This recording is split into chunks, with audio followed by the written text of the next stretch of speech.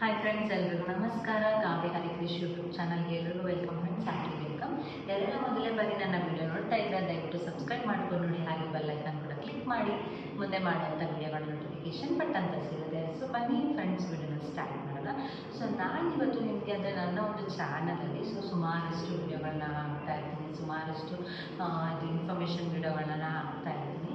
So ಇವತ್ತು ಕೂಡ ಒಂದು ಇನ್ಫಾರ್ಮೇಷನ್ ಆಗಿರೋವಂಥ ವಿಡಿಯೋನೇ ನಾನು ಇದರಲ್ಲಿ ಹಾಕ್ತಾ ಇದ್ದೀನಿ. ಸೊ ಏನಂತ ಹೇಳಿದ್ರೆ, ಸೊ ನಾನು ಆಗಲೇ ಆಲ್ರೆಡಿ ವೀಡಿಯೋಸ್ಗಳನ್ನ ಇದ್ರ ಬಗ್ಗೆ ಮಾಡಿ ಹಾಕಿದ್ದೀನಿ. ತುಂಬ ಜನ ಬೇರೆ ಬೇರೆ ಥರ ಕೇಳ್ತಿದ್ದಾರೆ.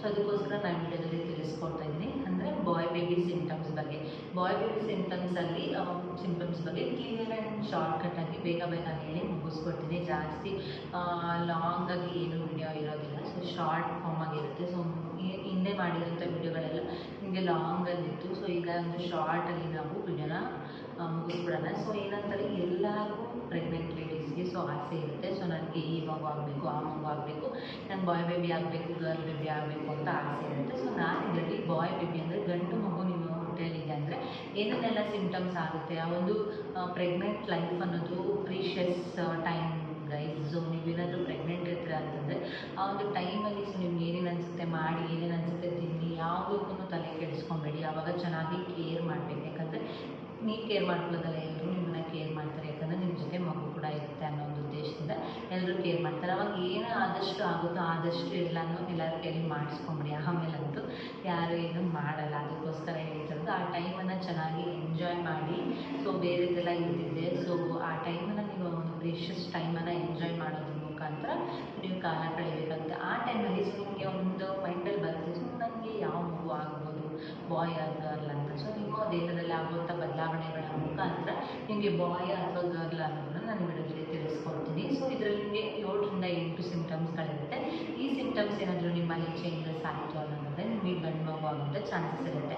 ಸೊ ಇದು ನನ್ನ ಒಂದು ವೈಯಕ್ತಿಕ ಒಂದು ಅಭಿಪ್ರಾಯನ ನಾನು ನಿಮಗೆ ತಿಳಿಸ್ಕೊಡ್ತಾ ಇರ್ತೀನಿ. ಯಾಕಂದರೆ ನನಗೂ ಕೂಡ ಬಾಯ್ ಬೇಬಿ ಆಗಿರೋದ್ರಿಂದ ನನ್ನ ವೈಯಕ್ತಿಕ ಅಭಿಪ್ರಾಯನ ನಾನು ತಿಳಿಸ್ಕೊಡ್ತೀನಿ. ಅದ್ರ ಜೊತೆ ಬೇರೆ ಬೇರೆ ರಿಸೋರ್ಸಸ್ಸಿಂದ ಸರ್ಚ್ ಮಾಡಿ ಮತ್ತು ಜನಪ್ರಿಯ ಆಧಾರಗಳ ಮೇಲೆ ನಾನು ನಿಮಗೆ ತಿಳಿಸ್ಕೊಡ್ತಾ ಇರೋದು. ಯಾವುದೇ ಥರ ಲಿಂಗ ಭೇದ ಆ ಥರ ಎಲ್ಲ ನಮ್ಮಲ್ಲಿ ಥಾಟ್ಸ್ ಇಲ್ಲ.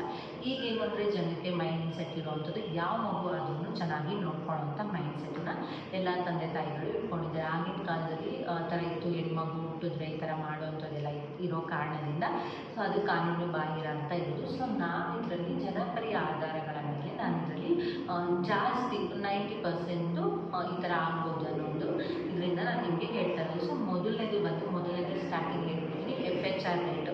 ಈ FHR ರೇಟ್ ಬಂದು ನಿಮಗೆ ಸ್ಕ್ಯಾನಿಂಗ್ ರಿಪೋರ್ಟ್ಸಲ್ಲಿ ಸಿಗುತ್ತೆ. ಸ್ಕ್ಯಾನಿಂಗ್ ರಿಪೋರ್ಟ್ಸಲ್ಲಿ FHR ಅಂದರೆ ಫೀಟಲ್ ಹಾರ್ಟ್ ರೇಟ್ ಅಂತ ಹೇಳ್ತೀವಿ. ಆ ಫೀಟಲ್ ಹಾರ್ಟ್ ರೇಟ್ ನಿಮಗೆ ಏನಾದರೂ 160ಕ್ಕಿಂತ ಕಡಿಮೆ ಇತ್ತು ಅನ್ನೋದಾದರೆ, ಫಸ್ಟ್ ನಿಮಗೆ 160 ಇತ್ತು, ಆಮೇಲೆ 155, 152, 151, 140 ಈ ರೀತಿಯಾಗಿ ಇನ್ಕ್ರೀಸಿಂಗ್ ಟು ಡಿಕ್ರೀಸಿಂಗ್ ಲೆವೆಲ್ ಬರಬೇಕು. ಸೊ ಬಂದಾಗ ನೀವು ಐಡೆಂಟಿಫೈ ಮಾಡ್ಕೋಬೋದು ನಿಮಗೆ ಬಾಯ್ ಬೇಬಿ ಆಗುತ್ತೆ ಅನ್ನೋದು. ಇದರಲ್ಲಿ ನಿಮಗೆ FHR ರೇಟ್ ಮುಖಾಂತರ ನೀವು ನಿಮ್ಮ ಒಂದು ಬಾಯ್ ಬೇಬಿ ಸಿಂಟಮ್ಸನ್ನು ಕಂಡುಹಿಡ್ಕೊಬೋದು ಅಂತ ಈಸಿಯಾಗಿ ತಿಳ್ಕೊಬೋದಾಗಿರುತ್ತೆ. ಎಲ್ಲ ಸ್ಕ್ಯಾನಿಂಗ್ ರಿಪೋರ್ಟ್ ನಿಮ್ಮದು ಫಸ್ಟ್ 1.5 ಮಂತಿಂದ ನೀವೇನು 9 ಮಂತ್ಸ್ವರೆಗೂ ಸ್ಕ್ಯಾನಿಂಗ್ ಮಾಡ್ತೀರಲ್ಲ ಅಲ್ಲಿವರೆಗೂ ನೀವು ಒಂದು ರಿಪೋರ್ಟನ್ನು ಕಂಡುಹಿಡ್ಕೋಬೇಕಾಗುತ್ತೆ. ಅದರಲ್ಲಿ ಐಡೆಂಟಿಫೈ ಮಾಡ್ತೀವಿ. ನೆಕ್ಸ್ಟ್ ಬಂದು ನಿಮ್ಮ ಫೇಸಿಯಲ್ ಎಕ್ಸ್ಪ್ರೆಷನ್ ಅಂತ ಹೇಳ್ತೀವಿ, ಮುಖ ಬದಲಾವಣೆ ಅಂತ ಹೇಳ್ತೀವಿ, ಮುಖ ಲಕ್ಷಣ ಅಂತ ಹೇಳ್ತೀವಿ.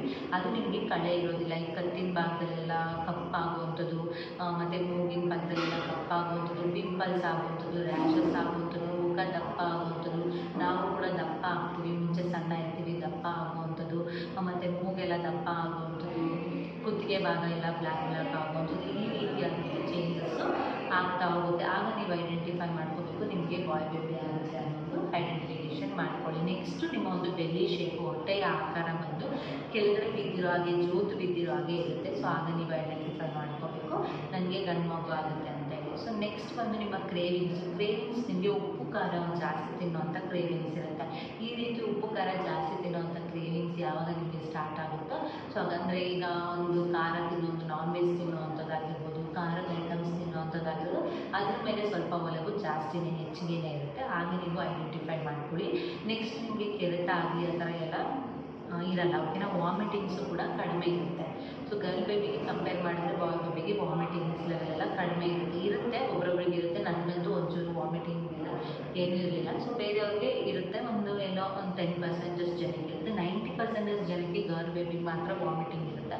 ಬಾಯ್ ಬೇಬಿಗೆ ಯಾವುದೇ ಥರ ವಾಮಿಟಿಂಗ್ ಇರೋದಿಲ್ಲ. ಆಗ ನೀವು ಐಡೆಂಟಿಫೈ ಮಾಡ್ಕೊಳ್ಳಿ, ಸೊ ನಿಮಗೆ ಬಾಯ್ ಬೇಬಿ ಆಗುತ್ತೆ ಅಂತ ಹೇಳಿ. ಸೊ ನೆಕ್ಸ್ಟ್ ಬರೋದಾದರೆ ನಿಮಗೆ ಮೂಡ್ ಸ್ವಿಂಗ್ಸು ಮತ್ತು ಟಯರ್ಡ್ನೆಸ್ಸು, ಆಮೇಲೆ ಇನ್ನೇನೆಲ್ಲ ಹೇಳ್ತಾರಲ್ಲ ಆ ಥರ ಸುಸ್ತು, ಆ ಥರ ಎಲ್ಲ ಏನೂ ಇರೋದಿಲ್ಲ. ನಾರ್ಮಲ್ ಆಗಿರ್ತೀರ. ಸ್ವಲ್ಪ ಸುಸ್ತು ಅನ್ನೋದು ಕಾಮನ್ ಆಗಿ ಪ್ರೆಗ್ನೆಂಟ್ಗೆ ಎಲ್ರಿಗೂ ಇದ್ದೇ ಇರುತ್ತೆ. ಆ ರೀತಿಯಾಗಿ ನಿಮಗೆ ಆಗುತ್ತೆ ಹೊರತು ಇನ್ನು ಬೇರೆ ಎಲ್ಲ ಏನೂ ಇರೋದಿಲ್ಲ. ಮತ್ತು ಕೂದಲು ಉದುರೋ ಅಂಥದ್ದು ಮತ್ತು ಸ್ವಲ್ಪ ಟಯರ್ಡ್ನೆಸ್ ಆಗೋದೆಲ್ಲ ಕಡಿಮೆ ಇರುತ್ತೆ ಗರ್ಲ್ ಬೇಬಿಗೆ ಕಂಪೇರ್ ಮಾಡಿಕೊಂಡ್ರೆ. ಸ್ವಲ್ಪ ಸ್ಟ್ರಾಂಗಾಗೇ ಇರ್ತೀರ. ಓಕೆನಾ? ಸ್ಟ್ರಾಂಗಾಗೇ ಇದ್ದರೆ ಯಾವುದೇ ಥರ ವೀಕ್ನೆಸ್ ಇರೋದಿಲ್ಲ.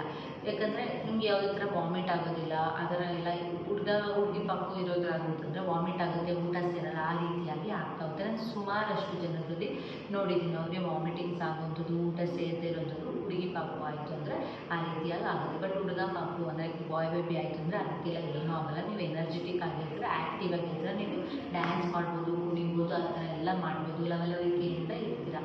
ಈ ರೀತಿಯಾಗಿದ್ದಾಗ ನಿಮ್ಮ ಮುಖಲಕ್ಷಣ ಚೆನ್ನಾಗಿರಲ್ಲ, ನೀವಾಗಿರೋದಿಲ್ಲ, ಆ ರೀತಿಯಾಗಿರುತ್ತೆ. ಸೊ ನನ್ನ ಒಂದು ಎಕ್ಸ್ಪೀರಿಯೆನ್ಸ್ನ ನಾನು ಇದರಲ್ಲಿ ಶೇರ್ ಮಾಡ್ಕೊಂಡಿದ್ದೀನಿ. ಸೊ ನಿಮಗೂ ಈ ರೀತಿಯಾದಂತಹ ಲಕ್ಷಣಗಳು ಏನಾದರೂ ಬಾಯ್ ಬೇಬಿ ಸಿಂಪ್ಟಮ್ಸಲ್ಲಿ ಕಾಣಿಸ್ಕೊಂತಂದರೆ ದಯವಿಟ್ಟು ಕಮೆಂಟ್ ಮಾಡಿ.